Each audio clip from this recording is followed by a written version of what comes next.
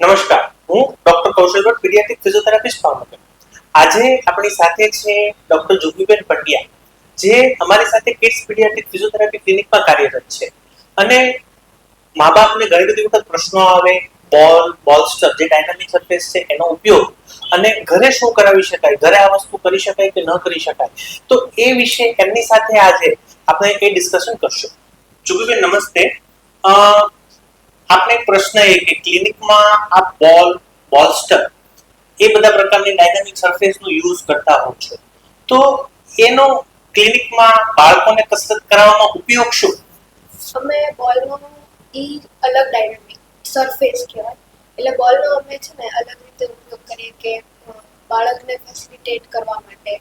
અને બોલસ્ટરનો ઉપયોગ ત્યારે કરીએ કે જ્યારે કોઈ બાળકમાં ટ્રંક કંટ્રોલ નથી આવ્યું, તો બોલસ્ટર પર એને અમે કસરત કરાવતા હોઈએ છીએ.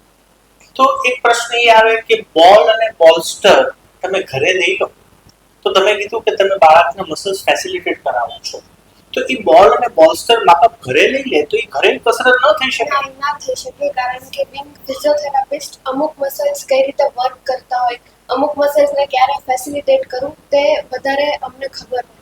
અગર ઘરે પેરેન્ટ્સ લે અને ઘરે પોતે કરાવે થેરાપી, તો એમાં બાળક અલગ રીતે શીખે, જે આગળ જઈને એમાં કોઈ બી ખોટખાં પણ આવી શકે છે બાળક. ઓકે, એટલે આપણું કેવું છે કે બાળકને સાચા સ્નાયુઓને બદલે ખોટા સ્નાયુઓનો ઉપયોગ થાય તો બાળકને ફાયદો કરવાની બદલે વસ્તુ નુકસાન કરી શકે.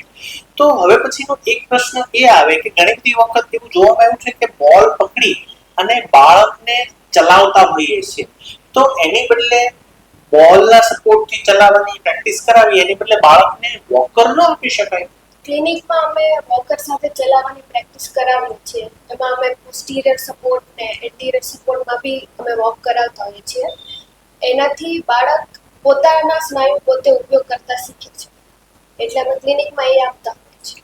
તો ઘરે જે પેરેન્ટ્સ પૂછે કે ઘરે અમારે વોકર લેવું કે નહીં, ક્લિનિકમાં બાળક સરખી રીતે ચાલ્યું, તો એ પેરેન્ટ્સને તરત આશા જાગે કે ઘરે પણ આ વસ્તુની પ્રેક્ટિસ કરાવું, તો ઘરે બાળકને કયા પ્રકારનું વોકર આપી શકે કે સલાહ આપી શકે? ઘરે વોકર માટે બોર્ડ વોકર આવે છે, એની અમે ના પાડીએ છીએ, પણ અમે જે જૂના જમાનાની જે ચલન ગાડી છે એનો અમે કહીએ છીએ કે તમે એ ઉપયોગ કરો તો એ વધારે તમને ફાયદો કરશે, કારણ કે એમાં બાળક પોતાના સ્નાયુ પોતે ઉપયોગ કરે છે. તો તમે ના પાડી કે બોર્ડ વોકરની તમે ના પાડતા હો છો, તો બોર્ડ વોકર કેમ નહીં વાપરવાનું? બોર્ડ વોકરના લીધે બાળક છે ને તે ડિપેન્ડન્ટ બની જાય છે. તેના અને ઘણી બધી રિસર્ચના બી ઓલા ઉપર આવ્યું છે કે અગર બોર્ડ વોકર યુઝ કરો છો તો તેનાથી એડી ઉપર રાખીને ચાલવાનું કે પછી ગોઠણને વાળીને ચાલવાનું અને બીજી બધી ટ્રોમેટિક ઇન્જરી બી થવાના ચાન્સીસ વધારે છે. ઓકે, તો જુગીબેન પાસેથી આપણને બે વસ્તુ જાણવા મળી કે હોમ પ્રોગ્રામ જ્યારે કોઈ થેરાપિસ્ટ આપતું હોય ત્યારે મા બાપ ઘરે બાળક માટે શ્રેષ્ઠ શું કરી શકે એ વિચારીને આપતું હોય છે. કોઈ વસ્તુઓ સાધનો ઘરે લઈ લેવાથી થેરાપી ઘરે થઈ જતી નથી. ઘણી બધી વખત બાળકને ઘરે ખોટી રીતે થેરાપી કરાવવાથી ફાયદો કરતા નુકસાન થવાની વધારે સંભાવનાઓ રહે છે. બીજી વસ્તુ એમણે કીધી કે હા, બાળકને ચલણગાડીની જે દિવસે જરૂર પડે ત્યારે લાકડાની જે ચલણગાડી હતી એ ચોક્કસ આપી શકાય, પણ બોર્ડ વોકર વાપરવું 100% હિતાવહ નથી, કારણ કે બાળક એની અંદર ડિપેન્ડન્ટ બને છે, ઇન્ડિપેન્ડન્ટ નહીં. અને ઘણી બધી ઇન્જરીઓ, હેડ ઇન્જરી, પગના સ્નાયુઓ ટાઈટ થવા, એ પ્રકારની તકલીફો જુદી જુદી જોવા મળે છે.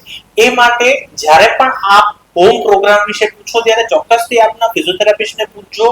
વસ્તુઓ લઈ અને કસરત કરવા કરતા બાળક માટે શ્રેષ્ઠ ઘરમાં શું કરાવી શકાય એનું માર્ગદર્શન લઈ અને પછી આગળ વધજો. આભાર.